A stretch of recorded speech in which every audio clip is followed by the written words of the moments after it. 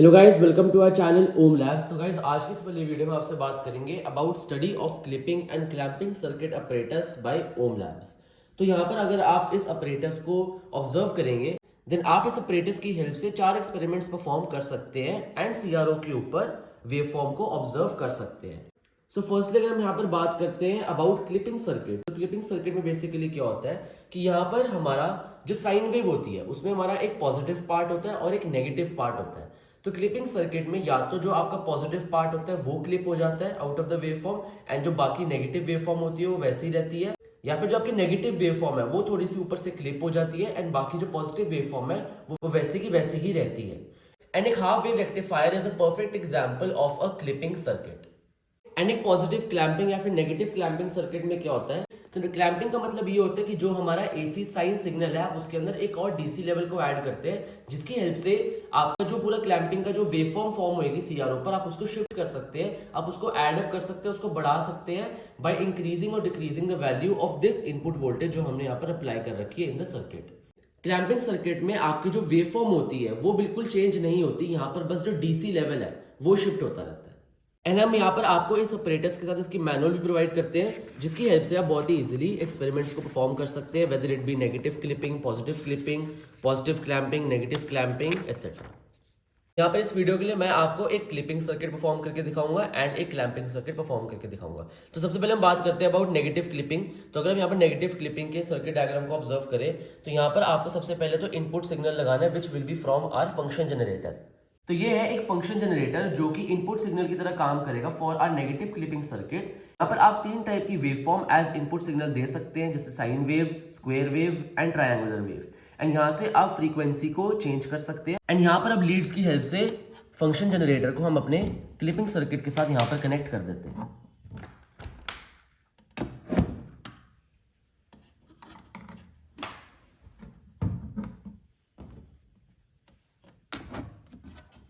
Next is the DC input voltage जो हमने यहाँ पर अप्लाई करनी है with the diode in series.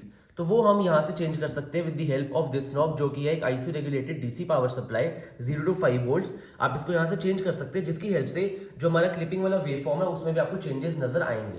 तो अब हम इसको भी लीड्स की हेल्प से कनेक्ट कर देते हैं।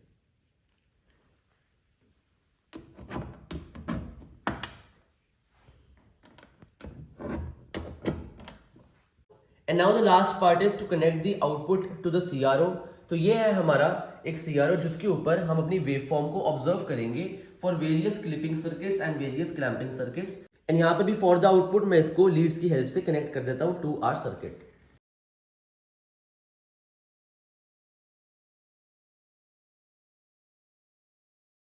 तो यहाँ पर जो मेरा आउटपुट है वो मेरा सीआरओ पर विजिबल होगा।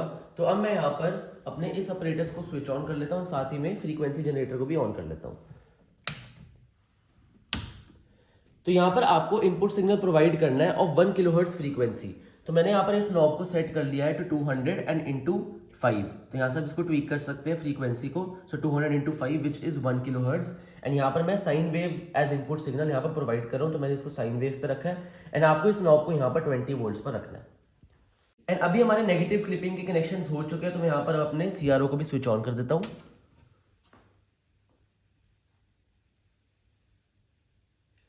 तो जैसे कि आप देख सकते हैं यहाँ पर जो आपको सीआरओ पर वेवफॉर्म विजिबल है that is for a negative clipping circuit. तो जैसे आप देख सकते हैं यहाँ पर हमारी जो पॉजिटिव वेवफॉर्म है वो यहाँ पर बन रही है, लेकिन यहाँ पर जो नेगेटिव पार्ट है ऑफ द वेवफॉर्म वो यहाँ पर क्लिप हो चुका है। मैं इसको थोड़ा पोजीशन करके दिखाता हूँ। तो अगर आपको इस वेवफॉर्म को सबसे पहले सेंटर में पोजीशन करना है तो आपको करना क्या है, यहाँ पर आपको एक बटन मिल जाता है विच इज ग्राउंड। आपको इसको क्लिक करना है एंड देन आपको इस लाइन को पूरे इस एक्स एक्सिस के साथ लाइन में ले आना है। तो वो आप कर सकते हैं with the help of this knob जो यहाँ पर आपको पोजीशन नॉब देखने को मिल जाता है। तो अगर मैं इसको मूव करता हूँ तो जैसे कि आप देख सकते हैं जो मेरी यहाँ पर लाइन है वो यहाँ पर स्ट्रेट लाइन वो एकदम एक्स एक्सिस के एकदम पैरेलल आ चुकी है, उसके ऊपर आ चुकी है ना। मैं इस स्विच को वापस यहाँ पर क्लिक कर दूंगा। तो ये है how to correctly position your waveform. जैसे आप देख सकते हैं यहाँ पर जो पॉजिटिव पार्ट है वो पूरा फॉर्म हो रहा है एंड देन यहाँ पर जो नेगेटिव पार्ट है वो थोड़ा सा यहाँ पर क्लिप हो चुका है। अब यहाँ पर डायोड के साथ सीरीज में जो इनपुट वोल्टेज लगी हुई है अगर मैं उसको चेंज करूंगा देन वहां पर आपको सीआरओ पर भी उस नेगेटिव क्लिपिंग वेवफॉर्म में चेंजेस दिखेंगे। तो अगर मैं यहाँ पर इस नॉब से इसको चेंज करूंगा देन वहां पर आप ऑब्जर्व करेंगे चेंजेस। तो अब मैं यहाँ पर जैसे अब मैं यहाँ पर नॉब की हेल्प से इसको मूव करता हूँ। तो जैसे आप देख सकते हैं कि जैसे जैसे मैं अपनी वोल्टेज को बढ़ा रहा हूं, यहां पर जो नेगेटिव पार्ट है वो ज्यादा से ज्यादा क्लिप हो रहा है, एंड अगर मैं इसको यहां पर डिक्रीज कर रहा हूं तो जो नेगेटिव पार्ट है वेवफॉर्म का जो क्लिप हो रहा था वो कम होता जा रहा है। तो वैसे आप यहां से इसको ट्वीक भी कर सकते हैं। एंड यहां पर इसी के साथ मैं आपको थोड़े सीआरओ के भी फंक्शंस बता देता हूं। तो यहां पर हमारे पास होती है हॉरिजॉन्टल डिवीजन, वो होती है टाइम डिवीजन। तो यहां पर मैंने टाइम डिवीजन को सेट कर रखा है टू 50 माइक्रो सेकेंड, जैसे आप यहां पर देख सकते हैं। तो इसका मतलब ये है कि यहां पर जो हॉरिजॉन्टल डिवीजन है, वन हॉरिजॉन्टल डिवीजन जो एक स्क्वायर है, that one horizontal division is equal to 50 microseconds. तो अगर मैं यहां पर इसको चेंज करता हूं तो हॉरिजॉन्टली भी मेरा जो वेवफॉर्म है वो चेंज करेगा। तो अगर मैं यहां पर इसको बढ़ा देता हूं, तो यहां पर अब क्या हो चुका है, हमारा वेवफॉर्म तो एक्चुअली में वही है, लेकिन यहां पर जो वन डिवीजन है, वन हॉरिजॉन्टल डिवीजन इतना, that is now equal to 20 microsecond. अगर मैं यहां पर इसको डिक्रीज कर देता हूं तो अब यहां पर जो एक हॉरिजॉन्टल डिवीजन है that is equal to 0.1 millisecond. And यहां से इस नॉब की हेल्प से आप इसको मूव भी कर सकते हैं अपनी वेवफॉर्म को हॉरिजॉन्टली। एंड नेक्स्ट आ जाता है हमारा वोल्ट्स पर डिवीजन, जो कि बेसिकली होता है हमारा एम्पलीट्यूड ऑफ द वेवफॉर्म। तो आप उसको भी यहां से इस नॉब की हेल्प से चेंज कर सकते हैं। तो अभी के लिए जो यहाँ पर वोल्ट्स पर डिवीजन वाला नॉब है that is set to 0.5 millivolt. तो मतलब यहाँ पर अगर आप वर्टिकली एक डिवीजन को देखेंगे so that equals to 0.5 millivolt. अगर मैं यहाँ पर इसको बढ़ाता हूं तो जैसे आप देख सकते हैं हमारे यहाँ पर एम्पलीट्यूड इंक्रीज हो चुका है, क्योंकि यहाँ पर जो एक डिवीजन है that is now equal to 0.2 millivolt, वो अब कम हो चुकी है। एंड ऐसे अगर मैं इसको नीचे की तरफ लेके जाऊंगा तो यहाँ पर अब एक division that is equal to 1 millivolt. यहाँ पर आपको वेवफॉर्म सही से विजिबल हो तो इसके लिए हम यहाँ पर इसको 0.5 मिली वोल्ट पर ही रखते हैं। एंड ऐसे ही आप इस पोजीशन की हेल्प से इसको अपनी वेवफॉर्म को यहाँ से मूव भी कर सकते हैं, लेकिन इसको करेक्टली पोजीशन करने के लिए आपको ग्राउंड पर क्लिक करना है। वैसे ही आपको इसको एकदम एक्स एक्सिस के पैरेलल रखना है एंड देन वापस इस ग्राउंड वाले बटन को दबा देना है। तो अब आपकी जो वेवफॉर्म है दैट इज करेक्टली पोजीशनड। तो यहाँ पर जो हमारा आउटपुट हमने कनेक्ट करा है फ्रॉम द सीआरओ, हमने कनेक्ट करा है फ्रॉम चैनल 1। तो यहाँ पर जो आपको स्विच है वो यहाँ पर आपको चैनल 1 पर रखना है, एंड यहाँ पर भी आपको वर्टिकल मोड को भी चैनल 1 पे रखना है, तभी आपको यहाँ पर आउटपुट शो होगा ऑन द सीआरओ। अगर आपको फॉर एग्जांपल दो वेवफॉर्म्स पे इकट्ठे काम करना है, फॉर एग्जांपल मेरे को यहाँ पर दो वेवफॉर्म्स देखनी है अलग अलग सर्किट की, तो मैं उस सेकंड सर्किट को चैनल 2 से कनेक्ट कर दूंगा एंड देन मैं दोनों को यहाँ पर ऑब्जर्व कर सकता हूँ एट द सेम टाइम।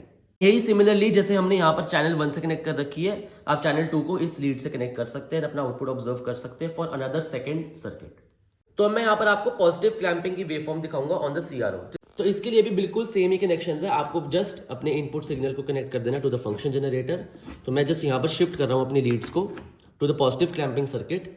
जो मेरा इनपुट वोल्टेज है वो मैं यहाँ पर कनेक्ट कर देता हूँ